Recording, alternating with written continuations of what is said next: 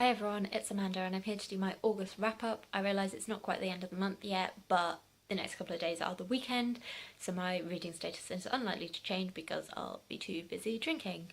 I haven't really done much reading or booktube activity this month because I had this idea in my head that I'd be unemployed and I'd do my job applications in the morning, and in the afternoon I'd be able to do all this fun stuff, and then we got an infestation of mice, so I've mainly been hoovering and picking up minuscule crumbs and yelling and screaming and stuff like that. So if you suddenly hear scuffling or I look around suddenly, I've probably heard the little shit and I am on the warpath. So yeah. So I bought a few books this month, not enough to do a haul on their own, but I thought I'd show them in here. First one was from a charity shop. I got Those Bones Are Not My Child by Tony Cade Bambara. So this tells the story of, so in Atlanta in the 1980s there was a serial killer who was murdering black children, and this is the fictionalised account of one of the families affected, and from what I can gather from the back, it explores issues of race in the city, issues of poverty, and sort of how these impacted on the case and how it was I guess investigated, the attention it received. I actually looked up Tony Cade Bambara because I hadn't heard of her before, and I think she's dead, but she was a leading African American feminist thinker and writer on race. So yeah, this sounds really interesting. The second book I got was The Chosen Seed by Sarah Pinborough. So this is the third and final instalment in the Dog-Faced Gods trilogy. And so yeah, I've read both the first two obviously, and it tells the story of Detective Cass Jones, who is in a London of the near future in which the depression has deepened and there's this shadowy corporation called the bank that seems to own everything, and somehow Cass's life is intertwined with that of the men who run this bank. So the previous two have been quite dark and gritty. The themes are sort of suicide, of sexual abuse and murder, so yeah, I'm expecting more of the same from this one, but I'm really looking forward to finishing off the trilogy, finding out what it's all about. So I'm going to read this on holiday next month and then I'll let you know what I thought of it. And then finally my mum came to visit and we went to Foyles to pick up some books for my stepdad's birthday, and while we were there she said, go on, pick a book, and obviously I was like, because one book in such a huge bookstore, but in the end I went for In the Woods by Tana French. So Tana French is a thriller writer. This is her first novel, and I've heard her mentioned on BookTube. I know that Rincey from Rincey Reads has talked about her quite a bit. So yeah, I've never read anything by her before, and I'm really looking forward to trying her out based on things I've read elsewhere. So I will also take that on holiday with me. Okay, and then so on to what I actually read this month. The first book I read was London Falling by Paul Cornell. I don't have my copy because I've already lent it to my mum.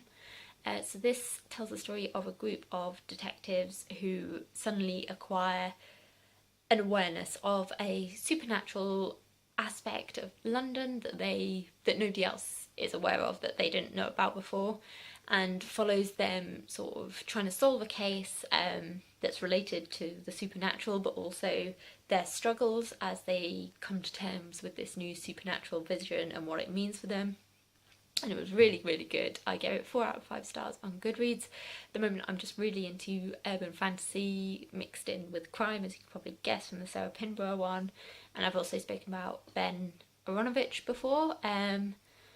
So yeah, this Paul Cornell one I'd probably say is kind of a mix in between the two. It's got a similar level of supernatural stuff as Ben Aronovich's work, but Ben Aronovich's work is lighter and more witty, so yeah, more supernatural than Sarah Pinborough, but just as dark, and it was really good.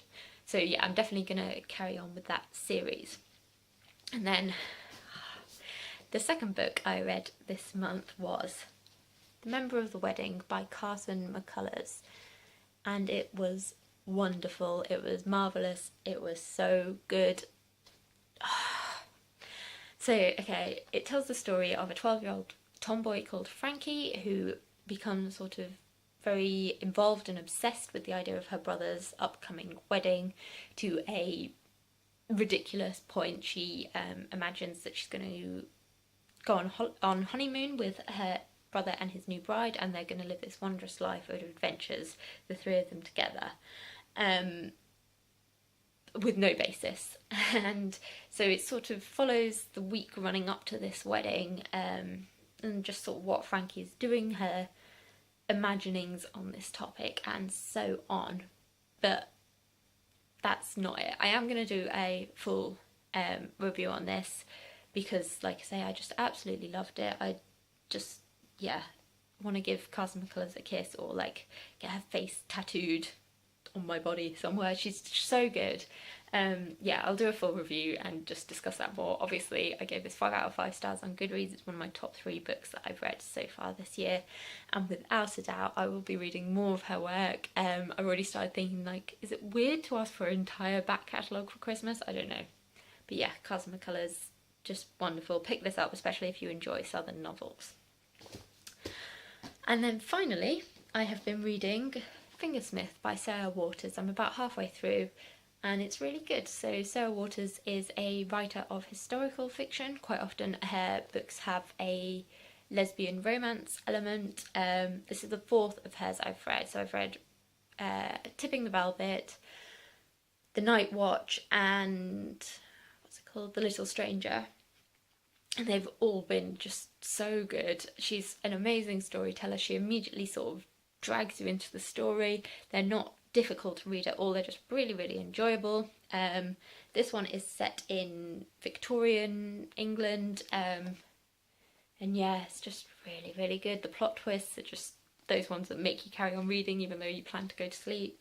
And I'm really enjoying it. So I will finish this one shortly. And then I definitely have plans to pick up Affinity and her newest one, The Paying Guest. So yeah, love Sarah Waters. I'd highly recommend picking her up, especially if you'd like to try some historical fiction but you're unsure about it, because like I say, she's just a great storyteller, and you soon sort of almost forget that you're reading historical fiction. Yeah, really good. Okay, so that's all I've read this month. Sorry, people walking past my window and I'm nosy. So yeah, that's oh god. People weren't just walking past, they were actually coming to my house, so I had to go and answer the door. But yeah, that's all I've read and sort of watched this month. If you have any thoughts on any of the books, then do let me know. And also let me know if you have any tips on getting rid of mice, because I'm going slowly insane. Thanks for watching. Bye everyone.